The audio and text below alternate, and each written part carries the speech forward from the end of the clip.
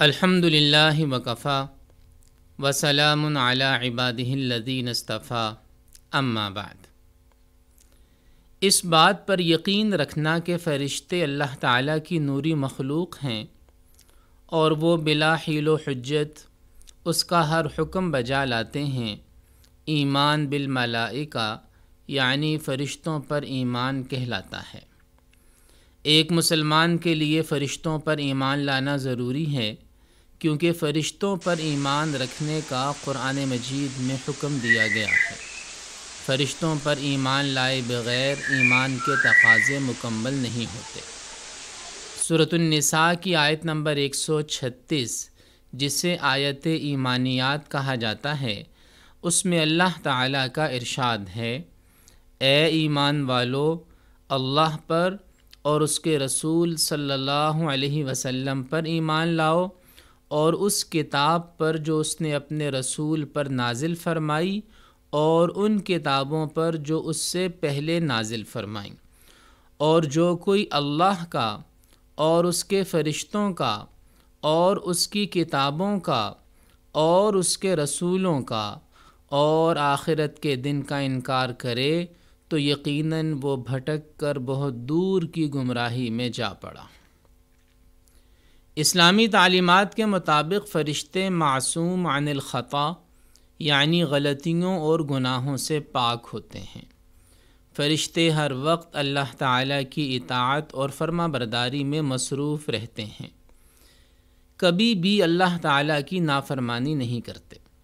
چنانچہ اللہ تعالیٰ کا ارشاد ہے، لا یعصون اللہ ما امرہم ویفعلون ما یؤمرون۔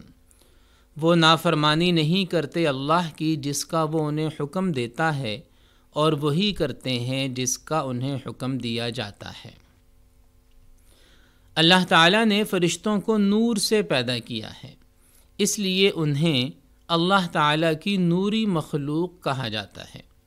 فرشتوں کو ہماری طرح کھانے پینے اور سونے کی ضرورت نہیں ہے۔ فرشتے اس دنیا میں اللہ تعالیٰ کے حکم سے کئی کام انجام دیتے ہیں، جس میں نیک بندوں کی حفاظت کرنا، برے بندوں پر عذاب نازل کرنا اور لوگوں کے اعمال کو لکھنا شامل ہیں۔ اللہ تعالیٰ نے قرآن مجید میں کئی بار فرشتوں کا ذکر فرمایا ہے۔ فرشتوں کی تعداد کا علم صرف اللہ تعالیٰ کو ہے۔ 4 بڑے فرشتے حضرت جبریل علیہ السلام، حضرت اسرافیل علیہ السلام، حضرت میکائیل علیہ السلام اور حضرت عزرائیل علیہ السلام ہیں۔ حضرت عزرائیل علیہ السلام کو ملک الموت یعنی موت کا فرشتہ بھی کہا جاتا ہے۔ کچھ فرشتے وہ ہیں جنہیں انسانوں کے اعمال لکھنے کی ذمہ داری سونپی گئی ہے۔ ان فرشتوں کو کرامن کاتبین کہتے ہیں، اور وہ فرشتے جو انسان کے مر جانے کے بعد اس سے سوال جواب کرتے ہیں انہیں منکر نکیرین کہا جاتا ہے۔ جنت کے نگران فرشتے کا نام رضوان اور جہنم کے نگران فرشتے کا نام مالک ہے۔ جن فرشتوں نے اللہ تعالیٰ کے عرش کو اٹھا رکھا ہے انہیں حاملین عرش کہا جاتا ہے۔ جو فرشتے عذاب پر مقرر ہیں انہیں زبانیہ کہا جاتا ہے۔ اللہ تعالیٰ نے ہماری حفاظت کے لیے بھی فرشتے مقرر فرمائے ہیں۔ یہ فرشتے ہمیں نقصان دہ چیزوں سے بچاتے ہیں اور ہماری حفاظت کرتے ہیں۔ ان فرشتوں کو حافظین کہا جاتا ہے۔ بعض فرشتے وہ ہیں جو زمین پر چلتے پھرتے ہیں اور نیکی کرنے والے لوگوں کے ساتھ شامل ہو جاتے ہیں۔ ان فرشتوں کو سیاحون کہا جاتا ہے۔ اللہ تعالیٰ اپنے احکام کو نافذ کرنے کے لیے فرشتوں کا محتاج ہرگز نہیں ہے۔ وہ اپنے ایک حکم سے اپنے فیصلوں کو نافذ کرنے کی قدرت رکھتا ہے۔ اس نے فرشتوں کو اپنی حکمت کے تحت پیدا فرمایا ہے اور انہیں ان کے کاموں پر مقرر کیا ہے۔ ایک مسلمان پر لازم ہے کہ وہ فرشتوں کا احترام کرے اور ان کی تعظیم کا عقیدہ رکھے۔ فرشتوں کا مذاق اڑانا یا ان کے بارے میں نامناسب باتیں کہنا سخت گناہ کی بات ہے۔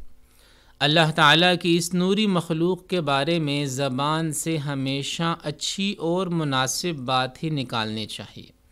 شاعر دین اور اسلامی عقائد کا مذاق اڑانا منافقین کا طریقہ ہے۔ ایک سچا مسلمان کبھی ایسا نہیں کر سکتا۔